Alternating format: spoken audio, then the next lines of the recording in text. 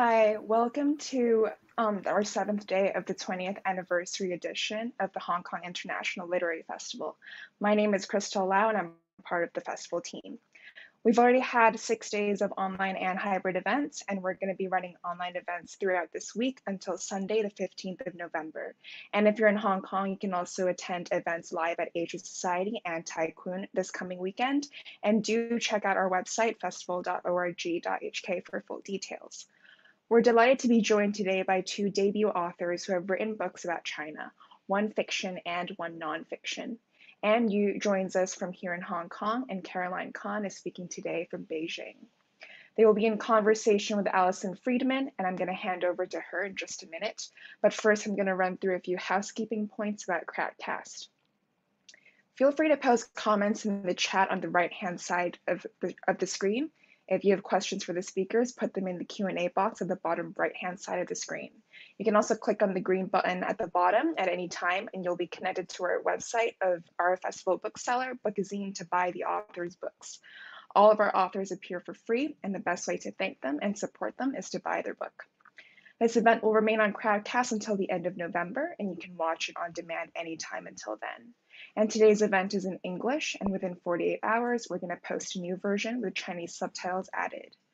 Finally, I'd like to thank all of our cultural partners, sponsors, and donors for their generous support, which makes these events possible. In particular, I'd like to acknowledge an ongoing grant from the Standing Committee on Language Education and Research. Now, I'm delighted to introduce our moderator for today's session, Alison Friedman. Alison is the artistic director of the performing arts of the West Kowloon Cultural District. She leads the dance, theater, situ, music, outdoor learning and participation, and editorial teams of the Performing Arts Division. She's fluent in Mandarin Chinese, and she founded the cultural exchange organization Ping Pong Productions in 2010. She was also a 2002 to 2003 Fulbright Scholar to China and has held producer and general manager roles at institutions including the Beijing Modern Dance Company and composer-conductor Tan Dance Production and Management Company. Alison is the ideal person to lead today's conversation, and I'm going to hand over to her to introduce An Yu and Karoline. Thank you, Alison. Thank you, Crystal. Thank you to the Hong Kong Literature Festival. It's really thrilling to be here virtually with everyone. The show must go on. My name is Alison Friedman. I'm the Artistic Director of Performing Arts here at the West Kowloon Cultural District in Hong Kong. And it's thrilling to be able to moderate this panel with 2 authors from China, where I spent 16 years of my life before moving to Hong Kong 3 years ago. Allow me a reminder that please do enter your questions and comments in the little chat. We'll get to them towards the end of the hour, and look forward to hearing your comments and questions and engaging in this virtual space. So today I'm pleased to be joined by Karoline Kan and An Yu. Karoline Kan is a writer and journalist and winner of the 2019 Young China Watcher of the Year Award. She also won the 2016 International China Journalists Association's Award, an honorable mention from the Society of Publishers in Asia Awards in 2019 and 2020. Her book, Under Red Skies, is the first English language memoir by a Chinese millennial. Buy her book. An Yu was born and raised in Beijing. At age 18, she went to study at New York University in the US, and a graduate of the NYU MFA in creative writing. She writes her fiction in English. She's 28 years old, in case you wondered, and lives between Beijing and Hong Kong, where she joins us today. Braised Pork is her first full-length novel. Buy her book. So I'm very pleased to welcome Karoline and An Yu here today, and I think everyone's here in our virtual space. So welcome, you guys. 欢迎欢迎. This talk is, are you able to hear, An Yu? Hi.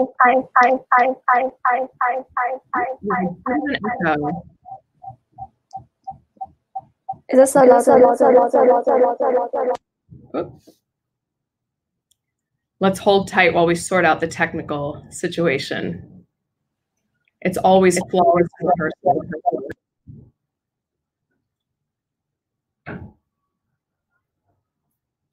All right.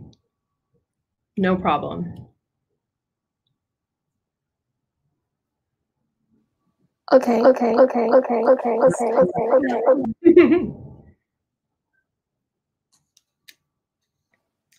While we work on the technical issues, the title of today's panel discussion is Chinese Millennials in Fact and Fiction.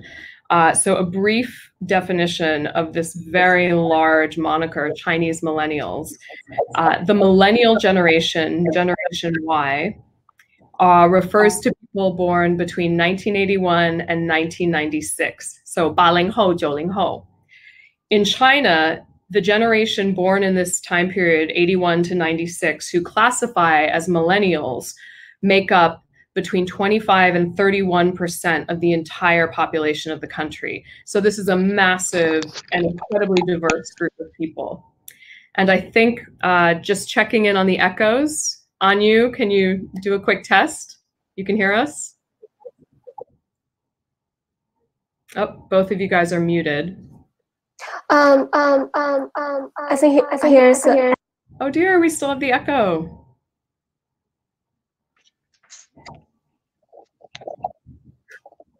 All right, everyone, let's hold tight while we sort this out. I think earlier today when we just. Hello? Can you hear me? Yep, An Yu, now I can hear you perfect. Very clear. Welcome to the talk. Thank you. Good things come to those who wait. So now we'll just let Karoline come in here.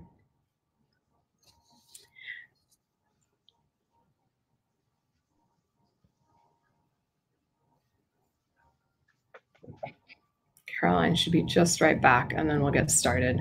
I appreciate everyone who's online joining us for this ride. 好事多磨. Good things come to those who wait, I promise you. And I think all of us, after all these months of online gigs, are used to everything sometimes working perfectly and sometimes. All right. So now we're back. Karoline, are you there? Karoline's muted. While we wait for them to sort out Karoline, An Yu, how much time do you spend between Beijing and Hong Kong these days? Nowadays, I'm mostly in Hong Kong waiting for the quarantine to be lifted. Understood. Yeah, well, it wasn't the plan to be in Hong Kong at all. I was moving back from Paris to Beijing and then got caught in between. So now I'm here. Well, tell us. I love it here. So. We're glad you're here. Welcome. While we're waiting for things to get sorted out with Karoline joining us from Beijing, it's funny, in the rehearsal, the connection with Hong Kong was the issue, and now the connection with Beijing is, so you never know with technology. You've spent a lot of time, you were just living in Paris, you grew up in Beijing, you've spent time in the US for your MFA. Tell us about this road that's brought you to all of these countries and sort of a little bit of your biographical background while we wait. Sure.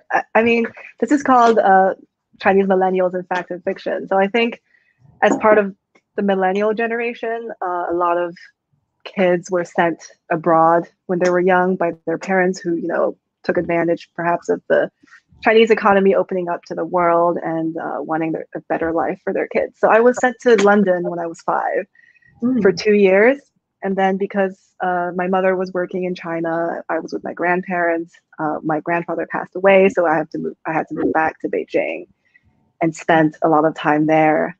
And then, you know, in high school, I went back to London for another year, and then I came back to Beijing, and then I went to Shanghai, and then back to Beijing. Anyway, my childhood was moving between London and China mainly. And then I went to university in NYU. That was when I actually started writing properly, writing short stories and not just, you know, bits and pieces. And after that, I wanted to, you know, go on to write a novel. And then I was in France going to business school there and also working there. And then I heard about this wonderful program that NYU offers at their campus in Paris. So I signed up for that. And then that was when I wrote the novel. And now I'm done with everything in Paris. And now I'm trying to move back closer to home because it's been a long time since I've been back. And so did you always know you wanted to be a writer, or was it while you were in business school? What drew you to the creative life away from business? My education is mainly in business. I studied finance and marketing in college, and then I went on to business school. And I've been writing all my life, but I've never really thought about becoming a professional writer. I don't think it's very easy to plan for that. I didn't ever want to bank on that. But now it seems surreal, given that, this is also a very surreal year for all this to happen. And I feel very lucky to be able to work from home, and not have to deal too much with COVID and working, during these times. I think being a writer is the ideal career for people who, during COVID times, don't have to commute to the office. Yeah. Excellent. Karoline, tell us a little bit about your background. You grew up in Tianjin and you're based in Beijing, but you've also spent quite a bit of time traveling, perhaps on a different path than An Yu. Just want to check, is it okay or still echoing? Still a little bit of the echo. Yeah.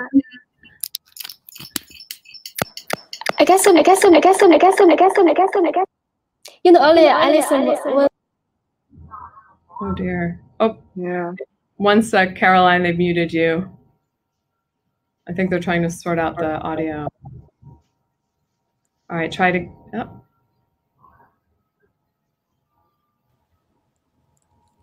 Hello.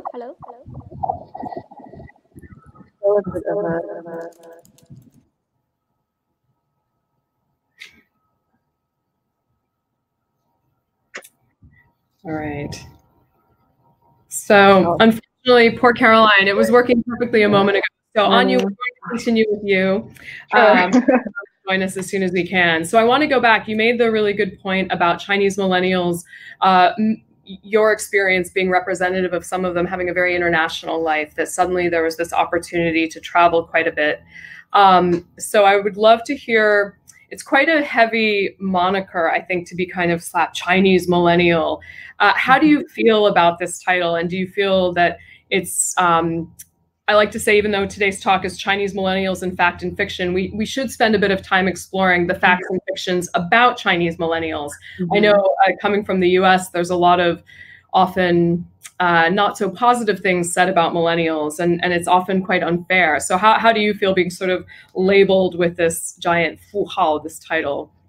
It's a giant title, like you said, and I by no means think that I could represent Chinese millennials.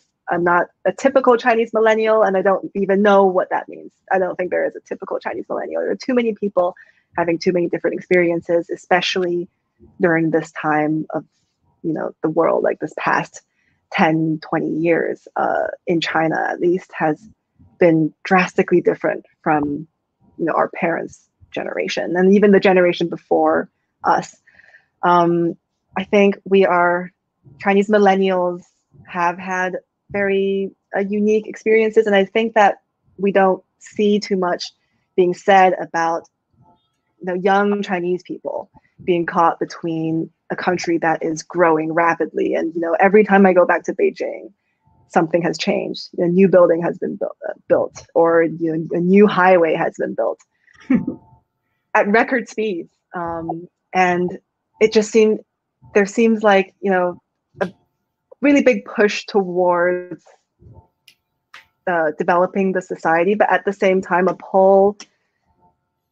force pulling people back, a traditional, more a traditional force so there's this tension between having to take in growing up with more Western influences and the influences of modern life versus perhaps our parents or grandparents who have held on to the traditional.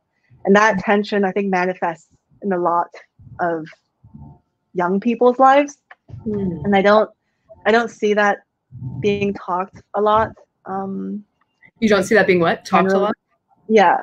I mean, feel free to disagree with me, but I think that this modern versus traditional tension in China, I think, is very, very prevalent. I think it's really loud. I think it's obvious in certain ways. And I mean, the book that I wrote is essentially, I guess, a millennial, a 30-something-year-old woman trying to navigate this path towards looking for her own identity as a woman in modern China, but also expectations of her from society, from her family, from her own, you know, perhaps deep-rooted thoughts and beliefs from her upbringing. I was just going to go ahead. Yeah.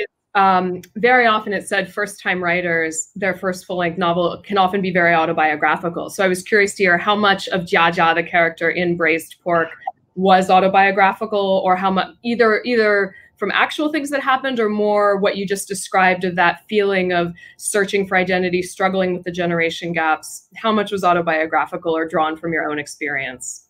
Yeah, I mean, I think that it's difficult to write about experiences other than my own, at least emotional experiences and psychological experiences. I think in order for those to feel real, I would have had to experience them. At least at this point in my career, I feel like I have a better grasp on the things I've gone through. But the story of Jia Jia, the character, what she's been through, doesn't really have much to do with me. And I think that is the power of fiction. And that's why I really enjoy writing fiction. I find that distance from the events of the story helpful. I find it effective when I can talk about what I've been through emotionally and psychologically through the life of another person, in this case, Jia Jia, and all the other characters. You know, there's a bit of me, I think, in every character. And it's hard to write for me if I have to separate myself entirely and try to imagine the character from scratch, where I feel like I don't know anything about what they're going through. Excellent. I imagine that's very different from Karoline's experience. Well, now that Karoline's joined us, I think what you just said, An Yu, about the generation gaps, I would love to hear more from Karoline, because your memoir really looks at 3 generations, your parents, and yourself, and particularly focused on your grandmother, your mother, and yourself. So while we were getting everything set up, what we were chatting about was this heavy moniker, Chinese Millennial, and how you feel about that. So as this millennial writing about earlier generations, how is that, why did you choose to start with that as your first major literary undertaking? Let's first test if this is okay. Is it working now? Yes. Yeah. Perfect. Okay, great. Oh, finally. Yeah, first I want to talk a little bit about the identity and the tag, like Chinese Millennial. Yeah. I think, of course, like every generation, when we it's always easier, like either for the readers to, to put this writer in a certain frame to better understand the background, the context. So I guess that is why we use so many times use the term millennial, Chinese millennial, this generation, that generation. Of course, like this generation doesn't just come from nowhere. So we have the connections between us and our parents' generation, grandparents' generation. So in my case, I grew up, spent a lot of time with my grandparents in the small village near Tianjin, and that is that is how I grew up, like listening a lot of their stories, and also the neighbor stories, and a lot of stories that were not been able to be taught in the classroom of a history course, right? So those are the first kind of stories that are often shared by women. That is another reason why I choose to write a lot of those like stories happened on Chinese women, like from people, the community I'm familiar with. I think those are the voices that we normally don't have a chance to hear about, but I think those are very important. So back to your question, that is one of the reasons why I began to write about my first book, like focusing on this, like myself and my family, because I think I hope not only me, but there will be more Chinese writers writing about them, like people they are familiar with. And how was that, getting such intimate personal stories from your older generation relatives? I think for any younger person, I know myself personally, asking those kinds of questions about romance, about physical, sexual things about our parents and grandparents, it's quite awkward. And yet it's an all revealing, really personal story. How was that to get those stories from them? I mean, like, yeah, I actually, that's a very good question. I hear like similar question a lot. Like, how do you feel about the people you are so familiar with, they could get their story out? So I would say, like, you know, the book is about like 70,000 words. I wrote about 140,000 words. That means like half was already gone, and that also means at the same time, we have so many stories that if we choose to write about, the book can be like maybe 10 times bigger, right? But I think in the process, we have to consider like what probably matter more to the readers and to the English readers, and also what probably a very good, interesting story, but you have to like balance like how much you want your grandmother's like a marriage life like be written in the book. I think there's always like a delicate choose and balance when you choose to write about stories on your like beloved ones and people close to you. But it doesn't mean it. I don't think that is like a censorship. That is more like, you know, everything. When we say as a writer, we want to write about everything we want to write about, but we are human beings at the same time. We already have very subjective, you know, understanding on certain things, and our opinions are quite like, you know, sometimes limited to our own experience. And so what were were there any stories that your relatives, your parents, your mother, your grandmother said, I'll share this with you, but don't put it in the book? So my book, I read more about like from my own perspective. It's more about how I grew up with them, how what they said, what they did, and what they taught me have an impact on me, like as a young woman growing up in the 90s and early 2000s, when China went through probably the biggest change in terms of economy, culture, social norms. And because of my personal story, I wanted to be a small window for the audience to go through this window to know more about China. But it doesn't mean like I put my my personal voice into like grandmother's, like her, like, you know, like telling from her perspective. It's more like how the relationship is like between me and her, and how those special moments, now looking back many years later, those are beautiful and very warm, and those are inspiring. And so for both of you, when you were writing the book, writing in English for an English reading audience, who did you envision as your audience, your target, and what were you hoping to achieve by having them read in English versus had you been writing in Chinese? Karoline, you want to talk first? Well, or do you want me to? An Yu, go for it. And then you can go first. Yeah. Okay. Please. Well, for me, I think because it's in fiction, I don't necessarily have to think of that question before I write, and I don't know if I can say I thought about that too much, at least not consciously before I chose to write in English. The reason why I did try write in English is because it allowed me some space from my home and my culture. It gave me a sense of being it's not in it, but still having very fresh memories of it, and, you know, of the experience. And I find that writing in English helps me, you know, edit my book or edit what I'm trying to say as I'm writing. It's difficult to explain the feeling, but I write most of my fiction these days in English, and a lot of them are stories that are taking place in China. Thus, you know, characters are thinking in Chinese, they're speaking in Chinese. And when I write in English, I find that I'm more capable of thinking about stripping down the stories to their cores, where I don't have to worry about, you know, all the details of, you know, Chinese day-to-day life too much. I can strip it down to what really matters to the story.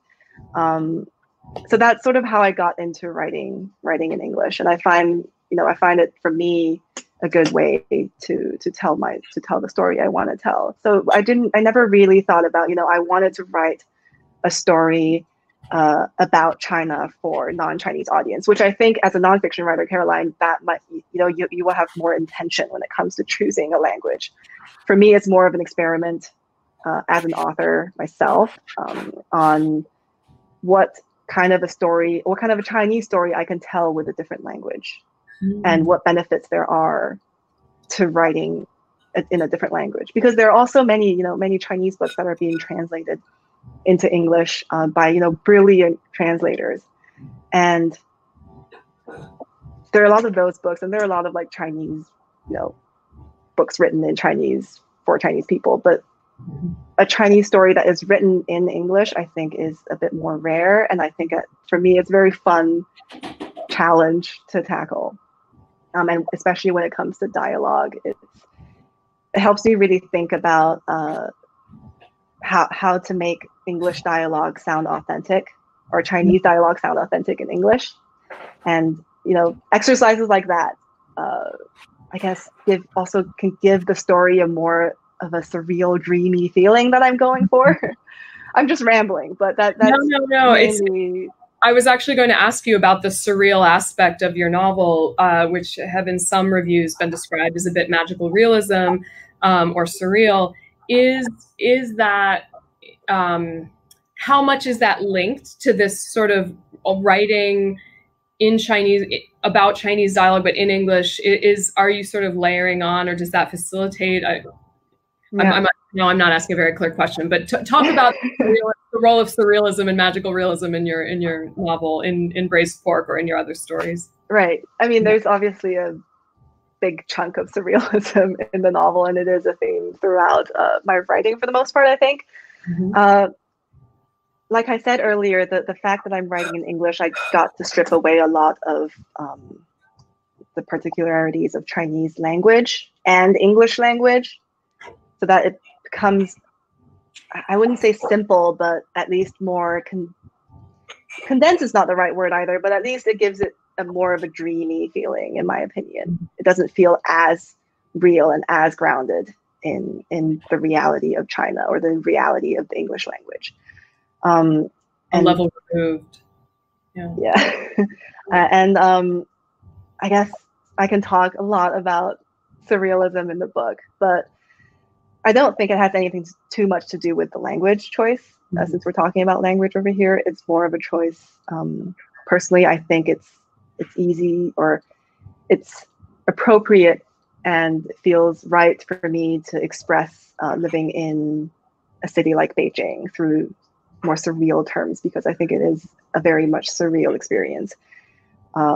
It can be, painfully real, so painfully real that it becomes surreal at times. I don't know if either of you have that feeling, especially of a city that's changing so quickly, like I said earlier, that, one day the same corner on the street suddenly feels like something's wrong with it, and you're being taken into a mindset where you question what reality is, and so I don't know if you have that experience, but I think that's what got me more into writing in magical realism or surrealism. I think that's a very accurate description of many people's experience in the world today generally, but certainly in cities and a country changing as rapidly, that what was true, or what was the reality yesterday, potentially could be the equal and opposite the very next day, simply because of the rate of that development and change and influences. So Karoline, going back to the earlier question about who did you have in mind when you set out to write this book? And you were quite explicit, since it's a work of nonfiction, to share your story and your story in China, about China, with a non-China living, non-Chinese speaking audience. What drew you to do that, and what were you hoping to accomplish? I said, probably I mentioned earlier in the last question. So growing up, I know there are many stories that happened around me. I find them really fascinating, but at the same time, I feel like they are either ignored, or probably the memories erased, from the public collective memory. So I always have the thought that probably one day I want to write about them. I want to write those pains, happiness, hopes, love that shared by, people, common people, not some famous people like in China. I want to get the story told. And well, I think later when I become a journalist, I began to read a lot of books, nonfiction about China, normally by English native speakers, mostly like by a journalist. I think those books are amazing, and many I consider them to be my life model, in terms of becoming a writer, writing about nonfiction. So now I start to examine in details about what they are interested in, what they write about, what I find interesting, but they don't write about. And I find that process quite interesting. And as Anna said, it's quite challenging and exciting, I would say. And then I thought, oh, well, then why not I, as a Chinese person, using the language that the international audience would understand, and given my experience and skills as a journalist and working for an international media, why don't I combine those skills and the personal experience to get my story published? And I feel like I was also curious about what would the audience think of my storytelling. And in the process, I started writing some personal essays, and the feedbacks I got were really good. And people began to encourage me to write a book. I found, well, that is an interesting idea, and I would like to try. And I think it's kind of like a filling a gap, right? I was thinking about, because my work, my daily work, I've been thinking about what English readers know about China or don't know about China, what I think are interesting for them to know about China, but we don't have it out there published. So that become one of the most important reasons why I began this project and writing English. And what are some of the gaps that you identified? I think the gaps, mostly day to day, the news about China, I would say the news about China probably is the most available in international media, in English media, I mean, but mostly those are from a perspective the large economic figures, for example, or the very high political leaders, decisions or announcement of important meetings. And it's always analyzing what this means, right? In terms of geopolitical situation, in terms of, it's more about those big, giant word, and sometimes a lot of buzzword about what it's like. But I think we more and more miss the grassroots voices, the voices from common people, because first I guess media have less and less budget to send a journalist to a small city to report on the ground. And I think those are very important, because China is not only Beijing and Shanghai, where most of the news bureaus are based in. China is also about second-tier, third-tier cities with the real people who have the feelings, who have the frustrations, who are behind those giant economic figures, but are as important. Yeah, I think what you're talking about is the and story, that and versus or. So often, you think China's this or that, America's this or that. And what you're trying to do, I think certainly in your book, Karoline, but I think what art adds to the conversation is it adds the and, that a place can be about all those geopolitical stories that the news media is covering, and it's about the lives of so many individuals that are like the experiences of your grandmother and grandfather and parents in your memoir. I'm going to ask you to be a little bit critical of your former job, Karoline, because you did work as a journalist, and in some ways your book is a response to what's missing in journalism. How, if you could have the magic wand to go to those major bureaus and change the reporting, what do you think needs to change, and what would you like to see different in that industry? As I said earlier, I think we should get more, go to a place and report there and talk to people who are not your day-to-day source you meet, like the professors, experts, or the like giant, big e-commerce companies, CEOs, but the people who have the like very rough but first-hand materials. It's like the life experience and the wisdom. I would call it the wisdom of living in China, living on the land, like passing on the generation after generation of advices. I think those are very fresh and important materials that we need, but unfortunately we don't have that many opportunities to hear, especially from outside of China. But of course, I understand the limitation now facing every news bureau. It's not it's not the journalist. I would say it's not the journalist's fault, because like China is so big and there's so many things to cover. And I think it's also related to the larger picture of the China international relation. For example, a few years ago, like I would say around just after the Olympic Games, when China was more open and when that was like a mutual, on both sides, when China is more open to the world and the foreign journalists are more interested in China, and probably the foreign audience were more interested in China beyond those like top leaders' speech and the economic achievements. So that was like, we find it quite sustainable and very healthy circle in terms of developing this kind of interesting stories. So I hope that would be the future again, and I hope there will be like more of such products. Thanks. Yeah. Well, reflecting, thank you for that. I mean, reflecting on what you said about, I think going back to asking you guys to reflect on this moniker of Chinese millennials, one thing that we do see with obviously social media, and also with what An Yu, you mentioned about so many people in that generation going out, going abroad, coming back, it's much more porous than it ever used to be.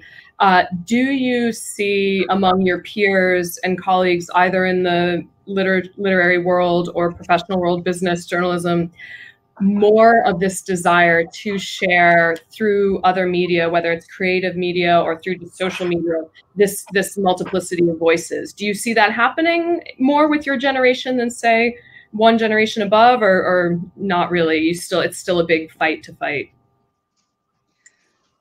I mean, I definitely see it happening. I feel like it's still relatively in the early stages, but I definitely feel and see a lot of, not people I know, but people I know of within, our generation, turning to arts, turning to writing, turning to film, turning to fashion. And perhaps these people, had educations abroad, or perhaps they had education in China, but turning to different forms of arts to express themselves. And they're also giving, I guess, China more of an international voice. And we see fashion designers, for example, from China, studied in China, designing in China, producing in China, and being on the world stage nowadays. Whereas before it was mainly, China was very good at making what other people make. But now it's Chinese artists, I think, are starting to have a stronger voice on the global stage. So I think it's a very exciting time to be a Chinese artist. And I'm really excited to see where it goes from here. I would also add to that phenomenon is more and more you see people like both of you making your careers back in China or in the greater China, Asia region. I think for a long time, the holy grail was to leave and to have a career abroad. And those opportunities are still available abroad, but coming back, it's completely viable to then make that career and build that opportunities within China, perhaps even more so now than ever before in the creative industries. I mean, but across the board, but I think especially the creative industries, you see, and I think this happened a bit around the Olympics. I would agree with Karoline when there was a bit of that kind of a moment of energy. Looking around, I worked with Tao Dance Theater in China. We helped build his career, and the choreographer Tao Ye, at that time, many choreographers wanted to leave China to find, go to New York City or Paris or Amsterdam. But in fact, his view was, I'm here and there are opportunities here and I have something to say here in China. And I think that's an interesting shift that's happened as well. Yeah. Karoline, when you look around at other journalists, other writers of this Chinese millennial moniker, how do you feel? What are some of the trends you've observed or some of the shifts? I agree with Anna. I think if we ask the question, are there more choices? We have more diversities in China in terms of like doing creative work. I think definitely the answer is yes, because like we see on so many different levels and in different industries, film, fashion, like other arts. I think people have more and more choice just to be in China and doing all those creative work. But of course, at the same time, there are certain like aspects probably like we got less space.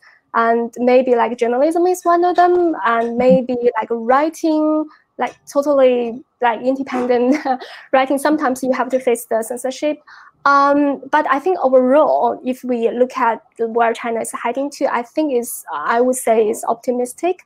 And you know, like the women's work, for example, women's feminism or women's social status, and all those things are.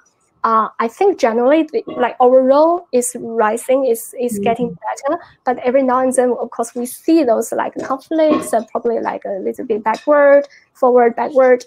But yeah, I'm optimistic about the future for people who want to do more different things in China mainland. We have about 15 minutes left. I have one or two more questions for the writers, but I want to remind our audience that you can enter questions in the bottom right corner of your screen, comments. So please do feel free to chime in. So you both mentioned some of the influence that have set you on your kind of in a general way, but I'd like to hear specifically who are some of your professional and artistic influences and models. Karoline, why don't you go first?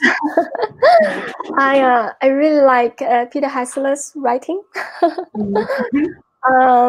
Yeah, I'm a big fan of his writing of China, about China, both the work on the New Yorker and also his books. What do you like about it? What stands out to you, and how is it influenced? I think he's one of the writers whose writing is not firstly driven or occupied by the ideology differences. I think he is one of the writers who go to see people, talk to people, and write those interesting things. And the interest is not like judged by that fit someone's ideology, beliefs or not. You know, very often if we read some, especially literary work, like it could be very ideology driven, and sometimes it's interesting, but also it needs something, you know, some authentic flavors in that. But I think his work interesting, and with all the details, and sometimes as a Chinese person you even don't like pay attention to, but then you put aside the book and think, that's really interesting detail. I didn't really notice and think about it. Nice. An Yu, how about you? I mean, for me, it's I suppose mainly a lot of fiction writers, of course.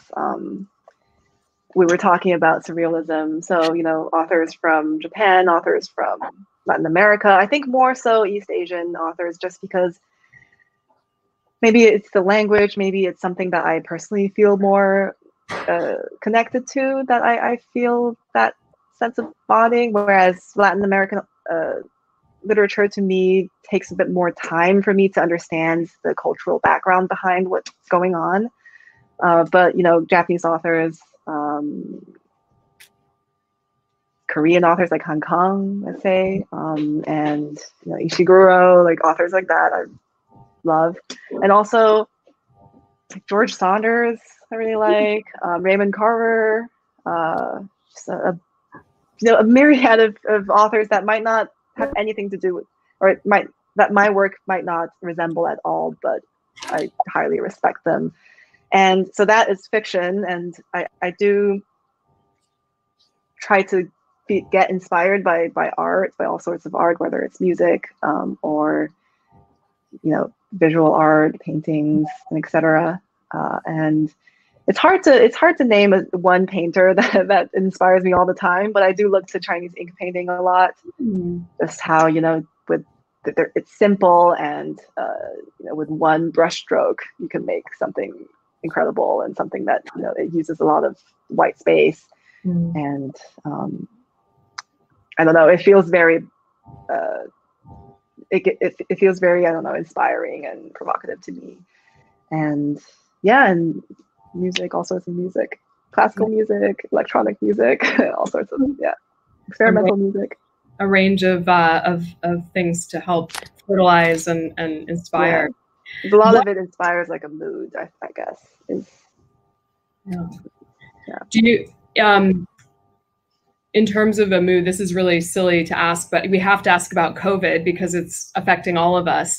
And we were just saying early in the call, to be a writer is perhaps one of the more beneficial careers to have during COVID because it's a bit more mobile. But I'm curious if COVID has impacted the writing life that you have, whether it has to do with just like everybody, we're influenced by what's going on around us, or does it affect your craft, your process? Do you have certain things that have prevented you from whatever your next project is during COVID? Go for it, An Yu. Okay, I'll start. So I spent the first half of this year in the US mainly because I was there for the publication of my book, and I just never managed to leave because of COVID and lockdowns. So I was in New York, and then I decided to, find a cabin in Vermont to get away from everything and write the second book. That was my plan, which sounded great. But I think in reality, what happened was that I did get a lot of writing done, but there is a sense of, I go back and I read my writing, and I feel that there is a sense of claustrophobia in the writing that I hadn't entirely intended to be there in the beginning, or at least when I was plotting out the novel. But there is this sense of, things closing in and being trapped, this undertone of not being able to breathe in the novel, which I actually love now, reading the prose. But it's fascinating how that, just being in lockdown, how that gets to you artistically, even on a subconscious level. And my everyday life didn't really change that much. As a writer, even if COVID didn't exist, I would probably be spending most of my days at home writing, and that's what I did during COVID. But I think the lack of choice, the lack of to say, today I'm going to do something else, felt a little suffocating now in retrospect. So, and it did definitely affect the product of the book. Yeah. Amazing. And how about you, Karoline? How have you been affected by COVID? So early this year, just when the COVID started in China, I started a new job, a dream job, and basically I have been spending the whole year working from home. So I would say, yeah, I'm still able to write, to report, but I think I have been thinking about a few things. One is my the time spent with people I love and important to me. I try to spend more time with my family and chat to my mom every week. Video chat. And because I think, for quite a long time, I didn't really value that until this year. There are so many things really shocking, and people I know, get sick, or something gets so life totally got changed. And second is I start to think about, to appreciate how much I have and how lucky I am. In difficulties, because I know people losing job and cannot come back to Beijing, to China, and when they have families here, right? And third thing is I'm a full-time reporter covering climate change, and more and more I think that is another crisis that people probably like don't pay attention to every day, but we are running out of time. And when the COVID is like a crisis that we suddenly were pushed to this, the crisis is pushed to the middle of the stage, and people like all noticing it. But climate change is more like a slowly like getting like boiling the frog in the pot. Yeah, so that is the thing. Like I want to spend more time reporting on. Excellent. And so what are both of your next projects? Karoline, now that your memoir is out, what's the next big project you're working on?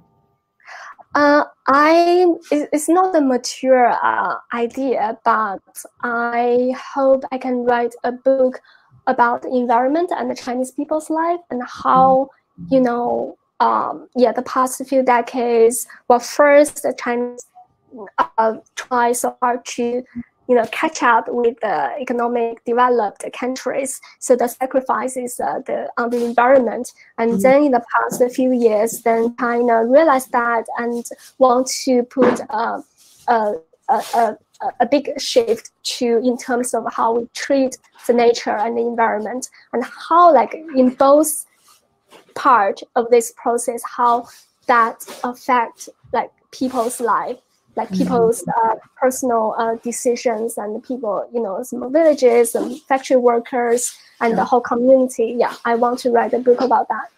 Excellent. I think it's it is just an idea now. Yeah, an important one. Excellent. Yeah. Anya, you mentioned your second novel. Tell us more about that, or another project you're working on. Well, I'm still working on the first draft of the second novel. So I don't want to say the plot, and then in the end it turns out to be something completely different. But it's another novel set in Beijing again. I feel like it has nothing to do with Braised Pork, but I feel like some of the themes within Braised Pork felt like there was more for me to explore, and I kind of wanted to hone in on some themes I touch on, and I wanted to extend the study, I guess, of similar experiences and similar themes. It's a novel about a female piano teacher who had aspired to become a pianist, and certain things happened to her, and we'll have to wait for the novel. See what happens. Next draft. Exciting. Yeah.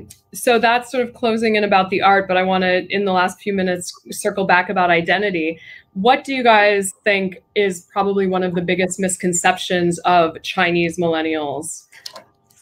I can start on this because I've been thinking a lot about this in my work. I think the biggest misunderstanding is the thing that I'm often like not feel so happy with is, well, people always try to find a single word to define the whole generation, as if we are, some kind of like a product from the same factory.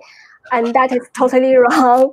And as I said, well, probably like Anna and Yu and I are very different in terms of what like environment, family background, and how we grow up, right? So while she's interested in in art, in doing creative writing, and have my interest like in journalism, in like thinking about the politics and stuff. And I would say like that those are just like one example. And if you look at China, I don't know the figure, the population of the millennial. I think you said earlier today is like a huge 25 to 30%. Yeah, exactly. Yeah, some people like are single child, some are the second child, and some are from like a big family, and some are from the like poverty-stricken province, and some are from Shanghai in the business center. So I think it's really hard to just use one word or two words. Maybe if we try to know more about Chinese millennial, we have to be open-minded and think, well, the diversity probably is a thing that we should always keep in mind when we talk about them. I'll ask. I mean, I completely agree with Karoline on the fact that I think there are many voices behind what we see in the West, for example. There are many voices that don't make it through the filter of Western media.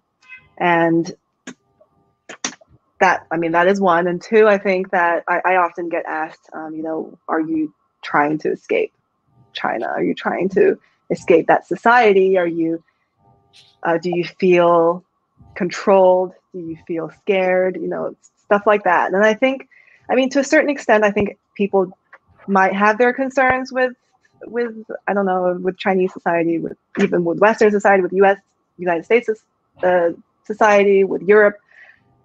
But like everywhere else, we, you know, people in China have lives that are beyond what is defined by its government. I think there is a lot that goes into a Chinese millennial's life that people are not really seeing, or at least a lot of people are not seeing, and it's not being covered much. Going back to Karoline's point, you know, having more people going to the fields, going to small towns, second tier, third tier cities, you know, those lives I'm not seeing outside of China. And my friends outside of China are not seeing, you know, they're not asking me about those people. They're asking me how I feel about being constantly watched. And that's not the main point of living in China. That's not all of our lives, I guess, of living there. So I think that is something that hopefully journalism helps with, or writing.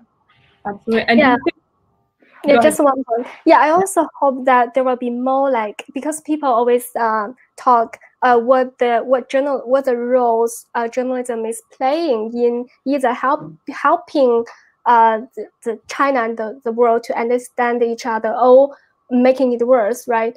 But I think we all know that journalism can only play a part of this, and the fact that journalism, especially the Western journalism, is always focused on the negative things, right? Yeah. Then there's already the limitation by nature of journalism. Besides journalism, I think we need more nonfiction. We need more films and poems and other like cultural products to like narrow the gap between China and the world. It's not, we cannot just depend on journalism to do that. Sure. That's a strong advocation for cultural diplomacy at the grassroots level, not political diplomacy, but actual voices of. And I think that's one of the strengths of art, is it's that diversity you talk about. It's that and, not or, to see contradictions and complexities within culture. I'm curious to add one last question. You're talking about the misconceptions of Chinese millennials outside of China, but does that mean that everybody understands them within China, or do you see misconceptions within China among your families or communities, or within China, of Chinese millennials? It's definitely, one example is, you know, Chinese writer Han, when he was a phenomenon. And I remember the whole society was talking about, well, Chinese young generation is corrupted, or, you know, there's no future. They are either like so selfish, or how to say, 个人主義, or like just individualism. Yeah, don't care about society. But, you know, that judgment was given when that generation, well, Han was just like one example of, you know, some writers very different from the old generation, and then follow him. There were several writers or famous young people like coming to the society, and people gave a similar judgment. Then many years later, we found like, no, that was not the whole picture, that it was just one example. Probably like it exactly show that how much the diversity of this society is tolerant to people who are different from their parents' generation. And I think that is a good thing. It doesn't mean that whole generation is like him or her, or several people. That's a great example. I think definitely perhaps the older generations do have certain misconceptions towards the younger generations. Also thinking that, you know, because of the one-child policy, we have little princes and princesses everywhere. And to a certain extent, you know, that might be true. But I think a lot of these little princes and princesses, or these single children, do also struggle with that a lot. They struggle with the social pressure of having to deal with, you know, generations of expectations, of, you know, having to support and live with, and, you know, not only financially but emotionally, with all those generations of old people. And that is, part of traditional Chinese culture. And that's not going to go away. And I think it's a beautiful part of traditional Chinese culture, that sense of family as a whole. But since we're all single, or a lot of us are single children, it is a big struggle that I feel like the older generations don't often understand, because for them, back in the day, it was very much about, as long as I provide food and shelter and like a good life for my children, that's it. That's all I have to care about. Perhaps we don't have to think too much about, they didn't have the time or the mental capacity to think about, what is my child thinking emotionally? What are some of the, psychological struggles that my child might be going through? And I think these days, I do find, more parents and more like older people, other older generation people starting to think more about that as the millennials are growing older and have more of a voice, can converse more with the older generations. But I think that is still something that many families struggle with. And I think generation gaps and generation divides are universal, but my friend used to call things our times China because of the scale of the population. It amplifies certain phenomenon, but the good thing about that is that it also amplifies certain voices. And I think having voices like yours, An Yu and Karoline, help create that diversity, that pluralism of the voices representing generations to both inside and outside of China. Well, thank you both so much. We're at time now. I want to remind all of our viewers that this event will be available to watch on demand until the end of November, and Chinese subtitles will be added in 48 hours, so you can share it with others. Please do buy their books, Braised Pork and Under Red Skies. And the festival, the Hong Kong International Literary Festival, runs until November 15th with 76 live and online events. So thank you both so much for joining us. Thank you everyone who tuned in during your afternoon this lovely day. And we'll see you next time. 再见，谢谢大家。Thank you so much. Thank you. Thank you, everyone. Thanks, Alison. Thank you.